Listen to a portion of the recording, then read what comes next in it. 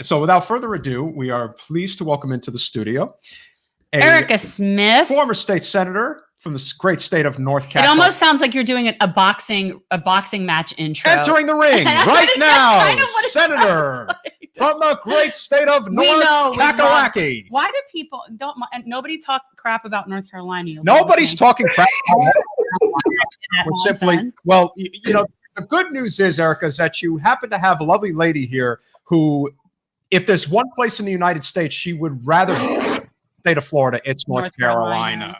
Wonderful.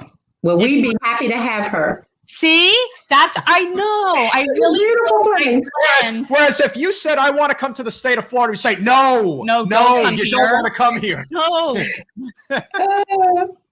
So we're very pleased to have you. And obviously many members of the audience are not familiar with you. So if you can give a brief intro, and also very important, if you can hit the retweet button on Twitter, and everybody will be directed to YouTube. Do you tweet?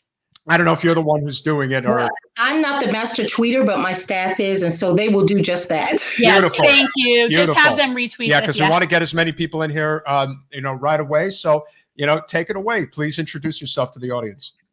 Absolutely. So I am glad to be here with you tonight with Generational Change. I am a 3-term former North Carolina state senator. Prior to that, I was a school board member. And so you're looking at someone who's been an engineer by training. I was a mechanical engineer, worked for the Boeing company in Seattle, Washington. But I was born and raised, grew up in North Carolina, attended one of the best universities on the planet. And I'm repping my HBCU, North Carolina A&T State University. I'm a proud Aggie. And after leaving North Carolina A&T, I was an engineer in the government and private sector for a Fortune 500 company for about 10 years. After a mission trip to Uganda, and after getting my master's degree in religious studies from Howard University in Washington, D.C., I went on a mission trip. And it was on that mission trip, I was like, wow, we can send technology to Jupiter and back, but we can't to developing countries beyond our borders or within the rural parts of my state and nation right within our borders. And so the challenge for me was to look at re-engineering policies to give everybody else a better access to opportunities. And so I became a high school mathematics and chemistry teacher. I've done that now for 17 years, which has been exciting. I always laugh and tell people that I supported high-speed civil transport as well as space station when I worked for Boeing in Seattle, Washington. And the funny thing is that I didn't really make extraterrestrial contact until I started serving in the North Carolina State Senate and crazy GOP agenda. I was like, oh, goodness. Yeah. But at any rate, we are here today. And after serving for 3 terms, I am throwing my hat in the ring to become North Carolina's next U.S. Senator. I am the most prepared candidate to get that job done. You certainly have quite a plethora of experience, which is beautiful. One thing that is, I think, very distinct in the state of Florida is the difference between the GOP and the Democratic Party. But what is it like in the state of North Carolina? Because the one thing I think we can all say in the state of Florida is that the Democratic Party is not the most competent, at least in North Carolina. It looks like you guys are definitely making some serious headway. Well, we are, because when I first started serving in the North Carolina Senate, we were in a Republican supermajority. And so I was serving on the Board of Education in Northampton County, which is located in northeastern North Carolina. And it's one of the 8 counties that I served in my North Carolina Senate district. And the challenge for me as a classroom teacher, I had a 5-point lesson plan that I certainly needed to take from the classroom floor to the Capitol floor. Then Senator Thom Tillis was Speaker Thom Tillis. And when he became Speaker, they passed the monster voting law. They passed They cut 5,000 teacher assistants. They made it impractical to be able to get the resources we needed to have children be able to succeed and become career and college ready. So he inspired me to run for state senate and, get off midterm in my school board that I served. And so definitely we have been able to make ground. We started with a Republican supermajority. Now we just have a Republican majority. They have a Republican majority in the state Senate now of 29 to 21. Definitely closing the gap. That's for sure.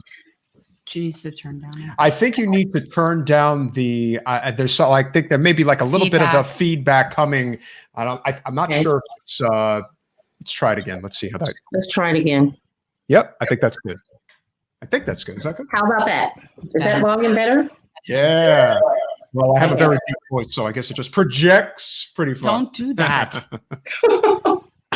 So should we talk policy? I think that policy is definitely something that on the progressive side of politics is very important to most people. So what would you say are the top 3 issues that you're fighting for? And more or less, what distinguishes you from the other candidates? I would hope most specifically that you do not take corporate money. Absolutely. I am the only candidate in the Democratic primary of 2020 who did not take a dime of corporate PAC money. And I will be the same in my 2022 run. I don't take fossil fuel money. I have taken the End Citizens United pledge. I don't believe that corporations and outsized organizations and dark money PACs should play a role in who we have to represent us in North Carolina. What distinguishes me is, as in the last time, I am the most experienced candidate who has demonstrated the ability to achieve success navigating the rural and urban divide. I grew up on a farm in North Carolina. That motivated me to be an engineer. I had to pick cucumbers. We used to wake up 5 o'clock in the morning, pick cucumbers until about 11 to 12 o'clock. We go to the cucumber market, sell our produce, and that gave me a wonderful story. It gave me a strong work ethic, but it gave me a drive to say, okay, I want to apply myself, get to school so I can get a job working in the air conditioning, as opposed to what my grandmother used to say, you better open the window, wait for whatever condition the air comes in. Having those small town rural roots gave me a great perspective about how to harness resources and make them available. So my top priorities are first to address income inequality. As you know, African-American women, such as myself, even though I was an engineer for a Fortune 500 company, I did not earn on the dollar what my white male counterparts earned, and that's just not fair. Black women earn about 62 cents on the dollar of a white male. Latino women earn less than that, about 58 cents, and then Indigenous women, First Americans, only earn about 53 cents on the dollar of a white male. On average, white women and Asian women earn 80 cents and 82 cents on the dollar. Okay, so if I only earn 62 cents on the dollar, I might not have a problem with that if I were taxed at 62% on the dollars that I earned, but I'm not taxed that way.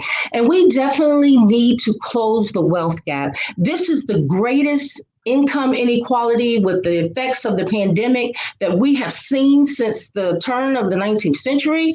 And we really need to look at equal pay for equal work.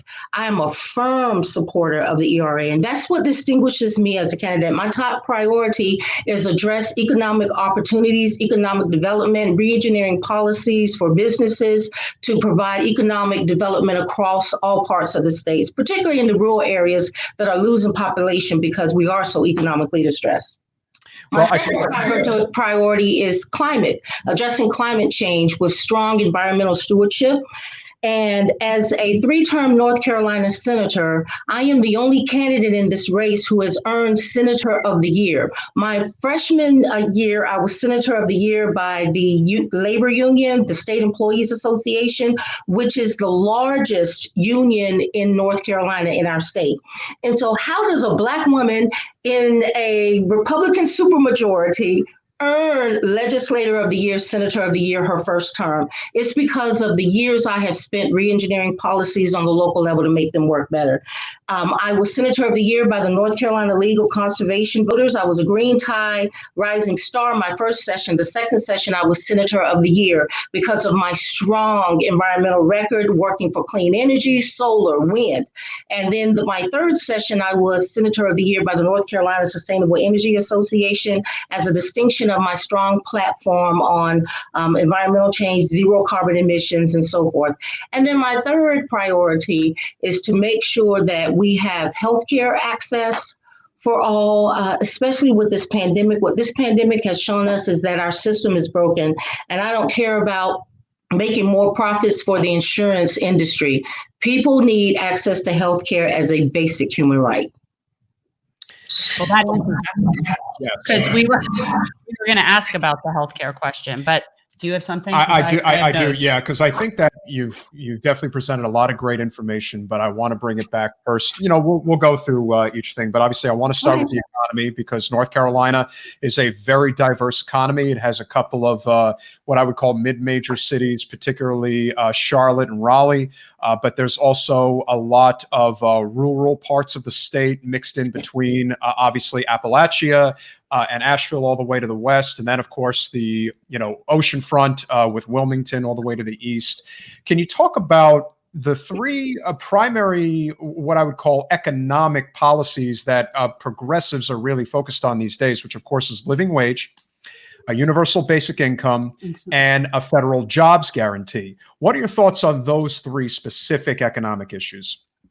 Absolutely. So I just did a presentation for Red Hat National for Martin Luther King's Day back in January last month. And so Reverend Dr. Martin Luther King was the one who came up with the uniform basic income. And so my speech and my message and the work that I have been doing is building the beloved community bit by brick. And so if we look at our algorithms and what is causing systemic inequities in pay for minorities in particular, is we have to wrap our heads around looking at the lack of access, how computer algorithms have minorities paying more for premiums as opposed to anything else. When Martin Luther King proposed a uniform basic income, he proposed $1,000 a month. And at the time, the annual salary was $7,000 a month. President Nixon, unfortunately, recommended something else, but this pandemic has shown us people couldn't fathom a UBI before. But now, as we look at the stimulus checks that have been provided during the pandemic, we can recognize that that is a very viable option, a standard amount for every American, with the option for the wealthy to reject that. If they don't want to accept the UBI, that's fine. Yeah. I believe that we should definitely promote that. I certainly support it. I also support a proposal by Representative Clyburn out of South Carolina, and that's the 10-20-30 plan that requires all government spending bill, every government spending bill needs to look at those areas of systemic poverty. And so anywhere where 10% of that federal spending budget has to go to those counties where 20% live below the poverty level for the last 30 years. And so that's definitely in a federal jobs guarantee needs to be part of that. Unless the federal government intervenes and promotes the opportunities for minority businesses, women-owned businesses, for all of us to be able to have equal access and equal opportunities to compete for these jobs. I think that's very important. And I think I answered all of your questions. If not, please specify what I left out. You did. We have a question from Mario. It's on the screen. I don't know if you can see it, but African-American females also hold the most student loan debt. Do you support student loan cancellation to address the economic inequalities? Absolutely, Mario. Absolutely. Cancel student debt. That should be a plan of any economic relief. Time and time again, when we have had a recession in this nation, we have always bailed out the banks. We've bailed out the corporations. Well, when is Main Street going to have our bailout? When is the average everyday American, hardworking, blue-collar workers, when are we going to have our bailout? When are we going to have that? And so we definitely need to make sure that we cancel student loan debt. I believe that any economic relief should begin with that discussion. Do you support Medicare for all? I support Medicare for all. I supported Medicare for all when I ran in 2020. I support Medicare for all. I'm running in 2022. This pandemic has just laid bear the problems with the current system. Anytime you have a system that prioritizes profit over people's health care, it's untenable and it's unsustainable. Try having employer-based insurance. How many people do you know who are only on a dead-end job because they need the insurance? And those who lost their jobs in this pandemic are without insurance. They are without health care. So it's past time that we change that. While I'm not concerned, with the well-being of the private health insurance industry, I do want to ensure that individuals who work for the insurance companies have that time to transition into other opportunities and new industries. But I definitely support Medicare for all. Yeah. It's a basic human right. Yep. Yeah, 100% agree. One last thing that I did want to touch upon with economics before we move on. As I mentioned before, North Carolina is a very unique state in terms of its geography. One of the things economically I think we absolutely need 1,000% is an infrastructure bill centered on clean energy jobs. You mentioned yourself, you're very much in favor of that. Whatever it takes to get to a formula of the Green New Deal is fine by me. Call it a clean energy infrastructure bill. I have no problem with that. Can you talk about how something like that would benefit North Carolina, considering the fact that there is so much rural territory in that state? Absolutely. And North Carolina is one of those top states that have a high rural geography population. In fact, we have 80 rural counties and 20 urban suburban areas. Agriculture is our number one industry in North Carolina to the tune of $84 billion. And so that is why it's very important that we understand how to engineer those policies so they work best for that area of North Carolina. Having so much geographical territory and understanding that we have to take care of the only planet that God has ever given us, I definitely have supported and fought hard for policies that expand clean energy. I believe a clean, renewable energy mix is the best mix for North Carolina. And that's why I was a champion for the Amazon wind farm that we have off the coast. We do have a different geography. You are right. And so we have banking industry in Charlotte in the Mecklenburg area, but we need to make sure that we are working with urban and rural counties to promote opportunities for all. One of the issues that does not get talked about a lot when it comes to domestic elected officials is foreign policy. Now, I believe that Joe is going to be a mixed bag as president for obvious reasons. We give credit where credit is due. He intends to pull U.S. support out from the war in Yemen, which is great. But there is also talk. That's not a war. Sorry. That's a genocide. It's a genocide. Okay. It is a genocide. Sorry. It's what it is. But he's also talking about not withdrawing our troops from Afghanistan. What is your foreign policy position? Do you lean more to the progressive libertarian side, which is we really should not be in any of these foreign countries to begin with? Do you have more of a moderate stance that it's circumstantial? Or are you a war hawk? I doubt you're like Tillis, but I just want to. I think it's very important that people know, because I don't think foreign policy does get talked about enough, especially when it comes to senatorial candidates. Yeah. Well, I grew up in a military family. My dad served our country well. He was in the United States Air Force, and he certainly fed 6 children, 5 girls and 1 boy. And of course, my brother is the youngest. I have a deep love and a commitment for the men and women who lay down their lives every day to protect our freedoms. But it is not fair for them to have to go to other countries, intrude in those countries, spend gazillions of dollars with war and then rebuilding those countries and not taking care of our country. I am against this patriotic colonialism. I was the only Democrat in the chamber when the vote came up for anti-BDS. We got to get to a point in this nation where we understand that the exorbitant amounts of money that we spend on a military budget can go to an infrastructure bill that will help us build our economies all over this nation, all over this state. So I am for the safe removal of our troops where we have the stability, and I am for investing that money that we spend on priorities such as healthcare so that we can get back to health, back to work and our children can get back to school. Beautifully stated. What is the primary look like? Now, are you I would assume there will be other candidates who are in, if not already. What does the field look like in the Democratic side? On the Democratic side, we've had 2 candidates to announce so far. One is my former colleague, Senator Jeff Jackson, and myself. So a pretty light field. Now, my understanding is Richard Burr is not going to be seeking re-election. Is that correct? So there will be a GOP primary as well? It will be a wide open primary. And we hear that Lara Trump is running. I heard that. I have to see it to believe it, Erica. I've got to see it first. I know they say that she's going to do this. And that's what we need, another Trump on the ballot. Oh, wait. That's the wife. That's one of the Beavis or Butthead. No, she's the wife of Eric Trump. Is that Beavis or Butthead? Which one is he?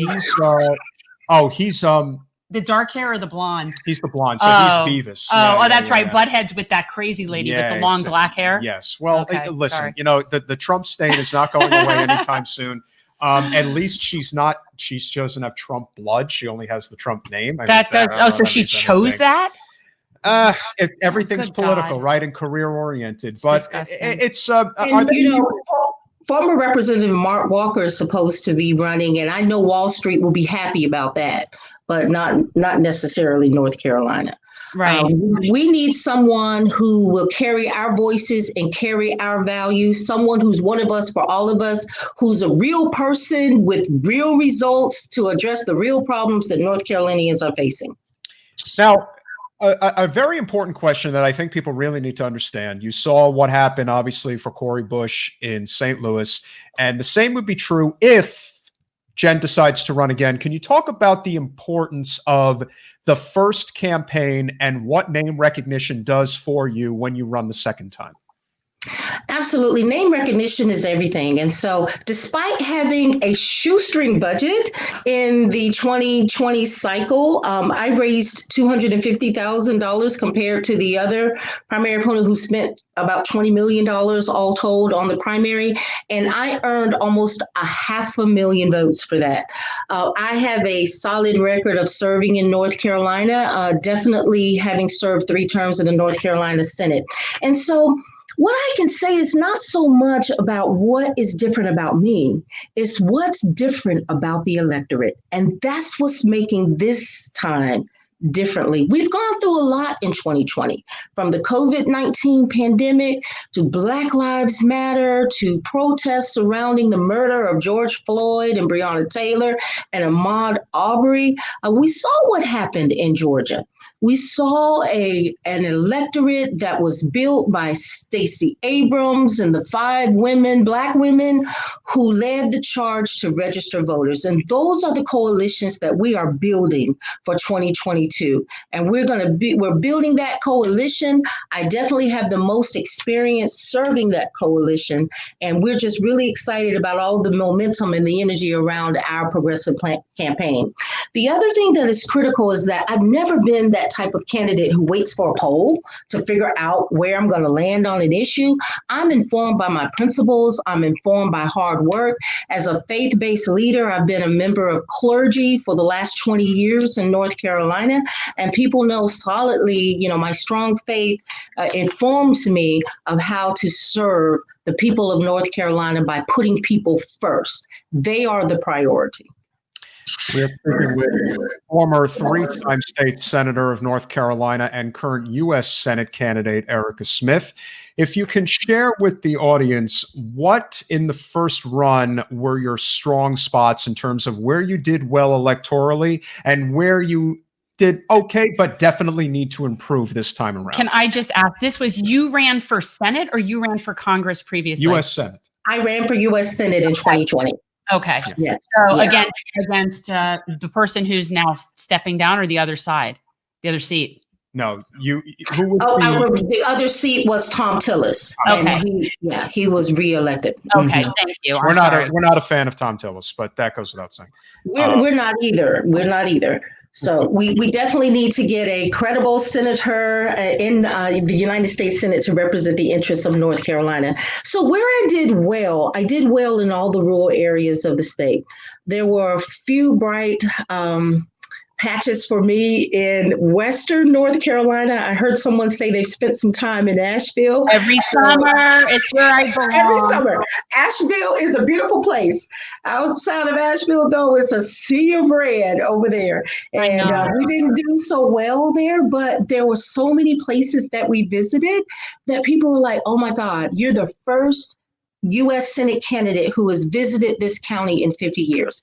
And if we truly mean from Dare to Cherokee, from Manio to Murphy, we've got to be willing to go everywhere for everybody. So I am the OG. I am the original one who came up with the 100 county strategy plan. And we were able to visit 92 of the 100 counties. And mind you, this was being in Senate session full time from January 2019 through we got out the end of October, the first week of November of 2019. And so that left me only 4 months before the March primary to really get out and try to cover the rest of the state. And this time around, I'm not sitting in the North Carolina Senate having to sustain the governor's veto. There were times where I couldn't even get up and go to the bathroom, much less go to a campaign event.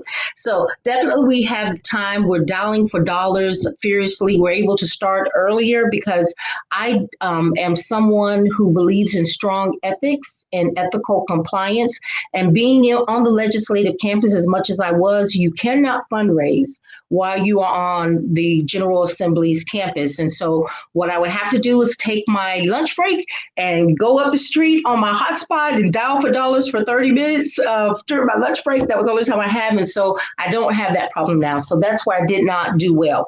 Where we did do well is if you look at a map and I'm blue and the other candidate, Democratic primary, let's say he's red, the whole northeastern corridor, even some red counties went for me. And so that's very exciting because the rural areas know me. In 2018, the News and Observer, our political Under the Dome section, ranked me one of the top 5 African Americans ready to lead statewide. And that was primarily because no other African American woman has, or any Democrat, it's hard for us to win in rural areas. And that is why Trump won the state of North Carolina in 2020 and 2016, because we have so many rural areas. And Democrats, we've lost those voters because they've been left behind. But those voters identify with me because I am a ruralist. I grew up on a farm. I've served rural counties the entire time. And so there were bright spots in the West and the East, were in the rural areas where they know that they want someone who can take their values to DC. I want to ask a question.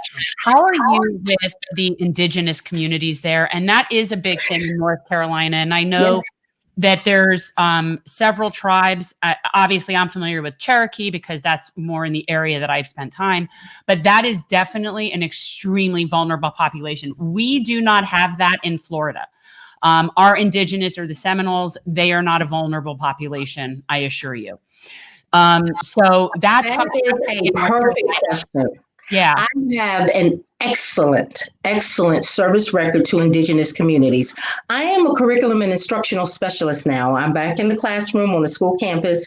I'm in a K through 12 tribal school, one of the only tribal schools east of the Mississippi. It's the Hallowasaponi Tribal School.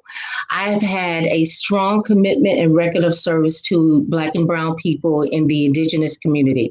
I always say First Americans. I have legislation that I have filed to promote more recognition of First Americans and increase the appropriations for First Americans, indigenous people. I am happy to say, this is not rhetoric. This is real results that I've worked with. We have Meherrin, we have Chonoke in my district, and for all the terms that I have served in the North Carolina Senate, they have endorsed me and supported me. We have the Cherokee, we have the Tuscarora, we have the Lumbee, we have 12 recognized tribes who are also trying to get recognition federally. And I will not be Thom Tillis, who worked to try to get South Carolina tribes represented, federally recognized over North Carolina tribes right here in his backyard that he's supposed to be serving. First Americans are priority for me. Yeah, that's really nice. So, That's nice. It's nice that they have those amount of tribes. I mean, you don't see it so much out west in there, but it's really cool. And I heard of one the other day that I'd never heard of before. Was it the Lumbee? What was the last one you said? Lumbee. Yeah, Yes. and that's there, and that's the biggest tribe in North Carolina, right? That's the main. Yes, one of the biggest tribes, and Cherokee, and Cherokee out west. Yeah. I knew there were in Tennessee, but I wasn't fully aware. No, but listen, you learn something new every day, and obviously, because you're a progressive, you're non-corporate. It sounds to me like the areas where you really need to break through are in the big city Democratic machines: Charlotte, Durham, Raleigh. Yes. That's basically where they protect, the Democratic choice, if you will. So what I do think will be a tremendous help for you on your campaign. North Carolina has a lot of big universities and colleges. You have UNC, you have the Triangle, UNC Chapel Hill, Duke, and NC State. You know she knows all these schools. I know. I'm just letting the audience know. But Just there's obviously tons of. I familiar. work in college athletics for a living, so there's. Great. And I have tons of legislation. I was one of the co-sponsors to lock in a tuition guarantee for our students to give certainty to parents, along with canceling student loan debt. Families should be able to count on tuition not going up so much every year, year after year. And we definitely need to make sure we are providing those opportunities for those who want to go to college to be able to go to college. And also, I really believe that we have got to start talking about the historic underfunding of our HBCUs. North Carolina A&T is the largest public HBCU in the nation, and it's done extremely well, producing the top number of engineers on every level: bachelor's, master's, PhD. And so we have done a lot of work on that trajectory. I have a solid policy platform for how we can adequately fund all of our universities so they can be successful. I just learned something new because I didn't know that there was a public HBCU that was in North Carolina. I didn't know that that was even a thing. I mean, I knew HBCU was a thing, but I didn't know that there was a public university in North Carolina that was part of that. That's what I'm saying. Oh, yes. We have 5 of those. And so we also have 5 private HBCUs. We have 5 public: North Carolina Central, Elizabeth City State University, and Elizabeth City is out in Eastern North Carolina. I love it because they have the only Coast Guard program and Coast Guard hangar between Delaware and Florida. And that's really important. They have a wonderful aviation program.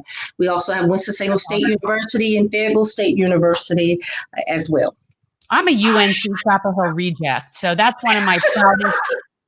That's okay. We all wear Carolina blue. We have much love for the first public university in the nation, and that is definitely UNC Chapel Hill. We have a lot of love for UNC. I still love them. They don't love me, but I love them. So good. I just think UNC Chapel Hill is a great example of how a large state university could be run, should be run, and the way it takes care of its in-state student body. Yes. I mean, it really is the model. I mean, I went to Rutgers, so the public Ivy love is there, but colleges obviously do need to be tuition free at the state level for public colleges. That is, and make it as affordable as possible. I love the color of your shirt, by the way. I think you're representing UNC Chapel Hill. Well, that was not intentional, but it just worked out that way. Okay. And wait a minute. And I love that your colors purple and pink. Those are my campaign colors. That's what I need. Yes, because I'm purple. We're purple and orange, but like I was purple from the beginning. I've always been purple. Great minds think alike, and purple has always been my favorite color. And purple is what North Carolina truly is if we didn't have so much gerrymandering, political and racial gerrymandering in North Carolina. But hopefully we can change that. But we can only change that when we can get progressive candidates elected. E pluribus unum. Erica absolutely emphatically said Medicare for all on this podcast. You can scroll back and catch it just in case you need any She said reaffirmation on that. and truthfully, even before that, I figured that. But unfortunately, we do live in an era right now where people are just kind of down in the dumps. They don't trust the system. They don't trust our representatives. But I keep telling them, listen, I know that we're not getting all of what we want right now, but just the fact that, because Bernie ran twice, Medicare for all is now in the common vernacular that otherwise never would have existed 5 years ago. It doesn't move fast enough. We all want it to change. And we understand that there are certain people, Representative Clyburn would be a good example of that, who are simply not going to change. But you know what? It's just one person. More and more people are starting to pick up on this change that is happening. I'm a huge fan of Reverend Warnock. I think he's going to be a great senator for the state of Georgia. I think that there is this sort of changing of the guard, if you will, even if it isn't happening nearly as quickly as people want it to happen. It's happening. But if somebody like you were to get elected in the state of North Carolina, I am not one to play identity politics in any way whatsoever. But how historic would your win be if you were to become the next senator in the state of North Carolina? It would be historic. I would be the first African-American elected to the U.S. Senate from North Carolina. I will be the third woman in our nation's 242-year history. While I don't play identity politics, I do understand that we must promote representative democracy. Black women are the most loyal voting bloc of the Democratic Party. We are the base of the party in North Carolina, and so it's time for us to reflect that as the face of the party on our up-ballot races. And so definitely we know that North Carolina may not have been ready in 2020, but historically, North Carolina is ready for 2022. I was ahead of my time. When I ran for U.S. Senate the last cycle, it's because I believe that we needed that type of candidate, a U.S. senator who fought for and who has lived experiences that will resonate with rural voters, that will resonate with Black and brown voters. I ran for U.S. Senate last cycle because I knew that our healthcare system was broken and needed to be fixed. I ran because I believe that we needed robust action as it relates to these issues. And so where we are in our history, North Carolina is ready for me, and I am ready for North Carolina. We've seen this recession reveal the problems with healthcare, economic stability. And I always call my platform, whether you want to call it a progressive platform, I call it a survivor's platform. And we can no longer survive on $7.50 an hour. We need to have a livable wage. At minimum, it should be $15. We cannot start the conversation any lower than $15. If it were indexed with recession and with the level, it would be at $24. And so I am very much committed to a livable wage. We are talking once again with U.S. Senate candidate from the great state of North Carolina, Erica Smith. She serves 3 terms in the state Senate of North Carolina. And is now going to go into the U.S. Senate. Yeah, let's not jinx it just yet, but we definitely look forward to adding some support to your side. Yes, thank you. UNC Chapel Hill, NC State, Boone, University of Wilmington. That's Appalachia State. My summer program. Western Carolina, Johnson C. Smith, UNC Charlotte, UNC Wilmington. This is the thing about these schools. They love their schools and they love their basketball. UNC Asheville. Yes, we love basketball. We love peanuts. We love farming. We love North Carolina. Yeah, we do. You definitely have the right enthusiasm and you have the right attitude. The last thing that I do want to ask you before we wind down is if you can talk about the importance of the Democratic Party meeting the moment right now when it comes to survival checks, when it comes to health care, because if you're going to become the next senator, the Democrats must deliver to some degree for the American people. Otherwise, it's going to be very easy for the GOP to keep the Senate in their favor, especially in North Carolina. The Democrats have to do something to make it palatable to the independent voter. So if you can talk about the importance of that and about the importance of delivering for a state like North Carolina that has so many desperate people right now, that is definitely something I think cannot be understated. I'd like to start that with us being able to reimagine. We have to reimagine our economy. We have to reimagine who we say is an electable candidate. We can't continue to do the same thing as Albert Einstein, my favorite scientist as an engineer, to do the same thing over and over again and expect a different result is insanity. So we have to leave the insanity behind us and look at the electability of a progressive candidate who understands the dynamic of working in corporate America, but also being able and empowered to close that rural-urban divide and work on reengineering policies that work best for everyone.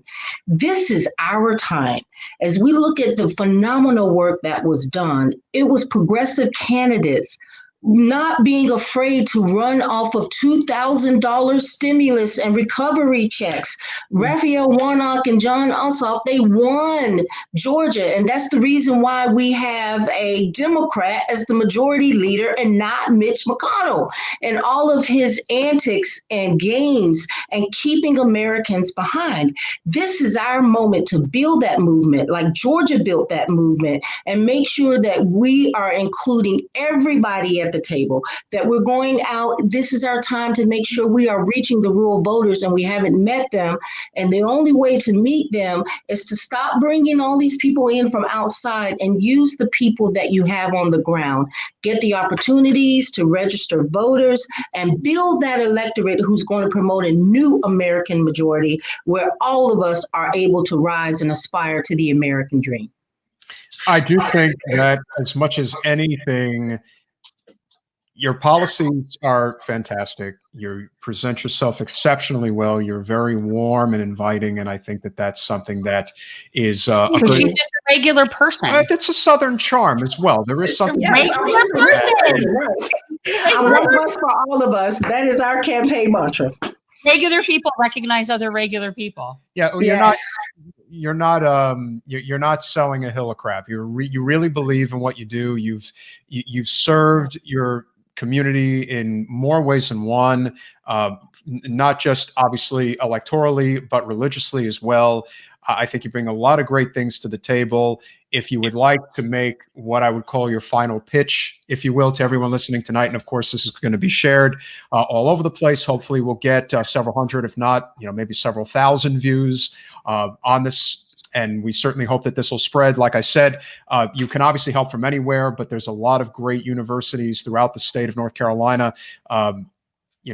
Somebody like Erica is going to need all the help she can get because this is grassroots. She's not going to be taking money from big pharma and big agriculture and obviously big oil. So, the three big ones in North Carolina, she's not going to be funded by them. The other candidates on both sides will be. We'll be keeping an eye on this, and for sure, Steve, like what's coming up for you next year in terms of volunteering and trying to get people to help out in your race and phone bank and even on the ground people. We've done that too. So depending on how everything goes in your primary.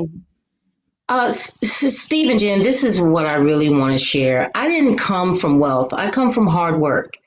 Growing up poor with 5 siblings and, a mom, we call her the domestic engineer. She was a substitute teacher. My dad was in the Air Force, and then he became a mail handler after he retired. I understand the value of $1. And so I have so many friends and associates and colleagues. I'm a teacher, and what kind of salaries we get as an educator. I always laugh because when I became a high school teacher in Northampton County in 2003, I went from working 3 days a week as a mechanical engineer in the federal government, making $75,000 a year, to becoming a public school teacher in 2003 in Northampton County, North Carolina, where my salary was $25,000. I took a $50,000 cut in pay. So I have nothing negative to say about my ex-husband because my child support for 2 children was more than my bring home pay after working an entire month in the school system with high school students. unacceptable. So I understand if you don't have a whole lot of money. If you don't have a whole lot of money, don't give me a whole lot of money. But if everybody gives me a little bit of money, recurring donations add up. $20 will send about 100 text messages, and we can get the word out that we are the candidate who has the platform that will float and rise all boats with the floating tide that we're going to do and bring in progressive values and voices to North Carolina. So we ask everybody to make sure you check us out. Go to our website, www.ericaforus.com. You can donate monthly. We encourage you to give what you can, but we as progressives, we have to start early because I don't take fossil fuel money. I was the only candidate and will probably be the only candidate this time around that does not take money from pharmaceuticals. I don't take corporate PAC money. And so because of that, I need everybody out there to dig deep, do what you can. If you don't have a lot of money, like I said, some money will add up. And if all of us donate, we can make the difference this time around. The website up. We'll put up the website one more time. Last time, guys, we were speaking with Erica Smith, three-time former state senator from the great state of North Carolina, current U.S. Senate candidate who has run once before. She's got a lot of name recognition, a lot of momentum, and I think she's got a great opportunity to win the primary. If you can let everybody know, when is your primary? And the general election obviously will be in November, but when is the North Carolina Senate primary? North Carolina Senate primary will be March 1st of 2022. So that is right around the corner. We're about 13 months out. So let's make sure that we start early. We're a little spoiled here in Florida. We're actually all the way at the end. We're at the end of August. I don't know why you think that's oh my goodness. The end of August. End of August.